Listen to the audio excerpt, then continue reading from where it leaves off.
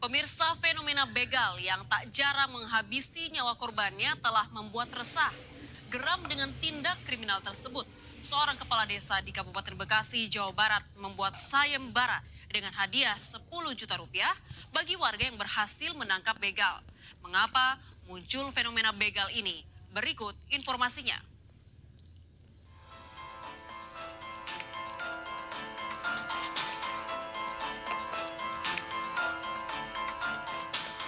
Insanul Ansori Hasibuan, seorang mahasiswa semester 6 Universitas Muhammadiyah Sumatera Utara tewas setelah menjadi korban begal motor di Jalan Mustafa, Medan, Sumatera Utara. Peristiwa pada dini hari terjadi usai korban membeli makan dan dalam perjalanan pulang menuju rumah kosnya. Saat melintas di lokasi kejadian, motor korban dipepet oleh para pelaku begal yang membawa celurit. Diduga korban sempat melawan sehingga para pelaku menarik korban dari motornya hingga menabrak pohon di pinggir jalan. Itu sendiri sangat berduka ya atas peristiwa yang terjadi terhadap mahasiswa menjadi korban begal ya.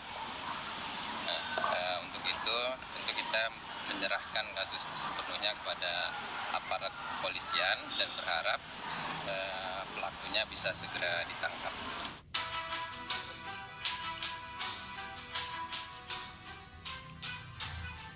Setelah melakukan penyelidikan, 4 begal ditangkap. Identitasnya terekam CCTV. Komplotan begal geng Amek ini melawan polisi saat ditangkap sehingga harus ditembak kakinya. Dari komplotan begal geng Amek ini, polisi mengamankan barang bukti senjata tajam yang digunakan untuk menganiaya korban serta sepeda motor. Para tersangka mengakui pembegalan dilakukan mengejar korban yang dibonceng oleh temannya. Kan dipepet pak, dipepet, terus korban menendang pak, saya keluarga, saya ancam-ancam, karena dia melakukan perlawanan, saya ingat lagi pak, ke yang bawa kereta, terus yang korban yang di belakang terjatuh dari kereta pak, terus ngantem pohon, terus kami kejar yang bawa kereta, karena di depan udah ada warga, kami terbalik, saya melihat 2 dompet di pasar saya. Komplotan geng Amek Medan ini berulang kali melakukan perampasan dan berbagi peran. Kejadian dari CCTV yang ada, yang terbantu dengan untuk pengungkapan kasus-kasus ini, kita bisa melihat ada pelaku, ya, dan dari hasil penyelidikan kami, ini bisa ditangkap 4 orang ini. Ya, di mana peran-perannya adalah yang atas nama Ane ini yang menendang korban, selanjutnya yang membacok adalah atas nama Andre. Di mata Rizali Rushidan, almarhum Insanul Ansori merupakan orang yang paling berjasa saat mengajaknya masuk organisasi di kampus Muhammadiyah Sumatera Utara. Korban yang tinggal di Kabupaten Padang Lawas, Sumatera Utara dikenal pendiam namun menyenangkan. Malam sebelum kejadian, korban mengajak teman satu kosnya untuk membeli makan. Meski telah diingatkan dengan maraknya aksi begal, jarak yang tidak terlalu dekat dengan rumah kos membuat korban dan teman kosnya sering keluar membeli makan pada waktu dini hari. Lah orang yang memang mengajak saya untuk bergabung organisasi seperti itu. Jadi saya punya hutang budi, seandainya hari itu almarhum tidak mengajak saya untuk join ke Ikatan Mahasiswa Muhammadiyah, mungkin saat ini saya tidak bergabung dengan organisasi tersebut, dan dia adalah teman pertama saya di Ikatan Mahasiswa Muhammadiyah, khususnya di Komisariat Visip UMSU. Nah, kalau secara organisasi almarhum ini cukup bisa dibilang cukup jarang untuk berhadir di kegiatan karena kami memulai organisasi itu di masa pandemi Covid. Jadi beliau tuh sering menghabiskan waktu di kampung, dan ketikanya pun status pandemi dicabut, sudah beraktivitas normal kembali, beliau tuh jarang bersama kegiatan organisasi ataupun di tongkrongan tuh kayak menjadi magnet perhatian seperti itu. Karena lucu dan orangnya memang mudah bergaul, Safo. Geram dengan maraknya aksi begal, seorang kepala desa di Kabupaten Bekasi, Jawa Barat membuat sayembara. Bagi warga yang berhasil menangkap begal, mendapat imbalan 10 juta rupiah. Diadakannya sayembara ini karena 1 bulan terakhir sudah 6 kali terjadi aksi perampasan kendaraan dengan menggunakan senjata tajam. Mengingat kejadian begal jalanan terus terjadi di wilayah Desa Burangkeng, jadi saya saking sudah sangat memprihatinkannya, sehingga saya memberikan motivasi kepada warga, baik itu aparat penegak hukum maupun warga masyarakat di lingkungan Desa Burangkeng. Barang siapa yang bisa menangkap begal jalanan, saya bilang itu, saya kasih hadiah 10 juta. Artinya untuk membangkitkan semangat pada warga. Karena apa? Ini kan sering kejadian belum ada yang bisa menangkap begal jalanan. Sekarang ini kan kejadian ini bukannya congkel pintu, bukan congkel jendela. Kejadiannya bukan di dalam, kejadiannya selalu di jalanan. Kita antisipasi malam ada siskambling dilakukan siang bolong. Kadang-kadang jam 6 pagi, jam 6 sore. Bahkan kita besok akan membentuk satgas untuk penanganan keamanan di Desa Burangkeng yang melibatkan mungkin nanti Bimapol dan Babinsa, kita melibatkan Karang Taruna, Pokdar, RT. Selain sayembara, pihak Desa Burangkeng di Kabupaten Bekasi juga membuat satgas penanganan keamanan. Petugas gabungan akan ditempatkan di sejumlah titik yang rawan kejahatan. Aksi komplotan begal terekam CCTV milik warga di kampung kawasan Burangkeng, Setu, Kabupaten Bekasi, Jawa Barat. Kejadian tersebut membuat warga resah dan ketakutan saat keluar menggunakan kendaraan motor pada malam hari. Bang, abang sendiri merasa resah nggak sih bang sekarang kalau keluar malam? Sangat resah saya. Bahkan saya nggak berani sekarang ini keluar malam, nggak berani bawa motor. Takut. Itu seberapa rawannya sih bang? Ya kalau dibilang seberapa rawannya ya mungkin sekarang udah booming sih, sangat rawan sekarang. Di mana-mana di setiap desa itu udah rawan sekarang. Munculnya sayembara menangkap begal dengan hadiah 10 juta rupiah menjadi salah satu indikator hilangnya harapan masyarakat kepada petugas kepolisian. Nah, ya, jadi ini semacam suatu bentuk hopeless gitu ya, suatu ketidakberdayaan dari masyarakat, dan mungkin mereka merasa ini tidak bisa dilakukan oleh pihak berwenang ya, polisi atau yang lainnya, sehingga ya udahlah cara singkat dengan melakukan sayembara tersebut. Tapi sebetulnya ini jadi satu hal yang memalukan ya, seolah-olah polisi tidak bisa melakukan penangkapan tersebut misalnya. Tak hanya di Kabupaten Bekasi, maraknya aksi begal juga membuat seluruh warga, diantaranya sejumlah warga di Kota Medan, Sumatera Utara, menjadi khawatir. Terutama bagi warga yang harus beraktivitas hingga malam hari. Akan pemberitaan tentang begal-begal gitu kan. Dan kadang kita sebagai mahasiswa tuh takut gitu keluar di atas jam 10 gitu kan.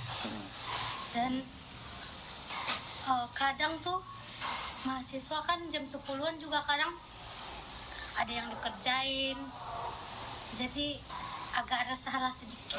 Ini bukan cuma meresahkan kita ya sebagai masyarakat Medan, apalagi mungkin banyak aktivitas kita juga yang harus buat kita jadinya datang pulang lebih malam gitu kan. Jadi ya harapannya ini benar-benar bisa segera ditangani lah, karena mau sampai kapan kayak gini terus kan, makin hari ada aja banyak korban yang jadi cukup meresahkan. Semua keluarga tuh semuanya ngerasa ketakutan sih sekarang. Resah dengan maraknya aksi begal tak hanya dirasakan oleh warga biasa. Wali Kota Medan Bobi Nasution juga merasakan hal yang sama. Lalu apa yang dilakukan pemerintah Kota Medan saat rapat paripurna hari jadi Kota Medan ke-433 di gedung DPRD Kota Medan? Menantu Presiden Joko Widodo tersebut meminta jajaran kepolisian menindak tegas geng motor, begal, pencurian fasilitas umum termasuk narkoba. Penindakan secara tegas bagi para perilaku kriminal, geng motor, begal, pencurian fasilitas umum, dan permasalahan tawuran. Serta kami juga mengharapkan dapat dicanangkan dan digalakkan upaya war to drugs atau perang terhadap narkoba. Mengacu hasil penelitian, ada sejumlah faktor yang mengakibatkan munculnya fenomena begal. Di antaranya tingkat ekonomi yang rendah, tingkat pendidikan yang rendah, masalah lingkungan pergaulan, dan lemahnya penegakan hukum. Situasi akan menjadi lebih parah jika ada unsur narkoba di dalamnya. Ini suatu masalah kejahatan yang extraordinary ya, karena berbeda dengan misalnya kenakalan remaja yang lain, atau misalnya seperti pencurian sepeda motor yang biasa, itu kan hanya barangnya saja yang hilang, tetapi tidak sampai ada ancaman nyawa yang hilang atau ada kekerasan fisik.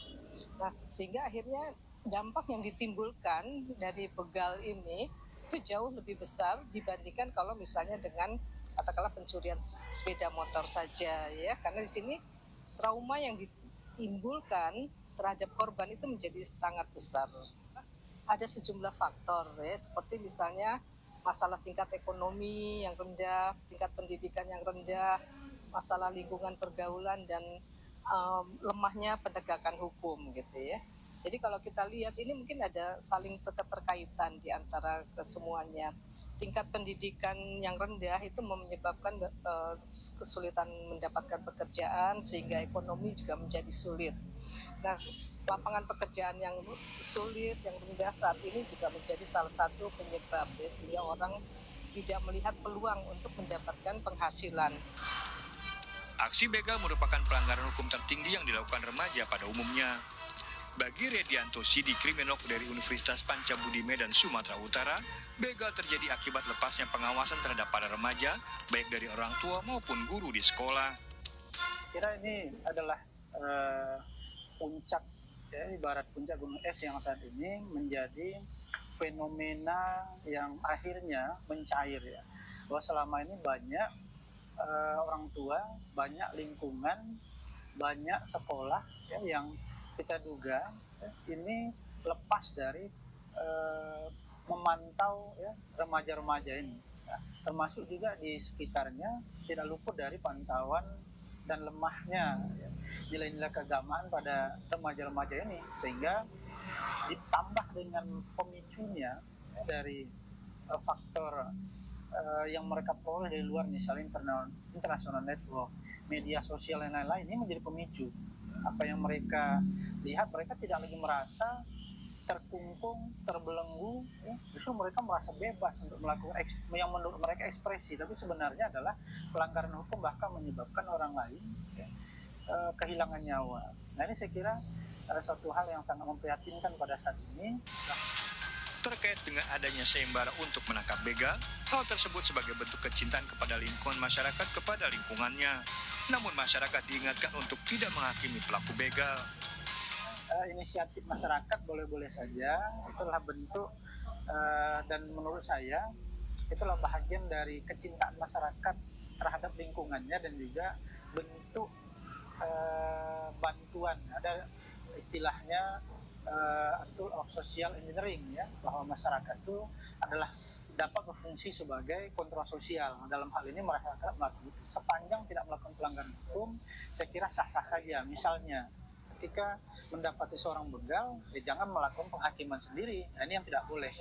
Nah, selalu waspada saat berada di jalan, menghindari kawasan rawan kriminalitas dan tiba di rumah sebelum tengah malam menjadi bagian kepedulian masyarakat menjaga keselamatan diri dari aksi begal.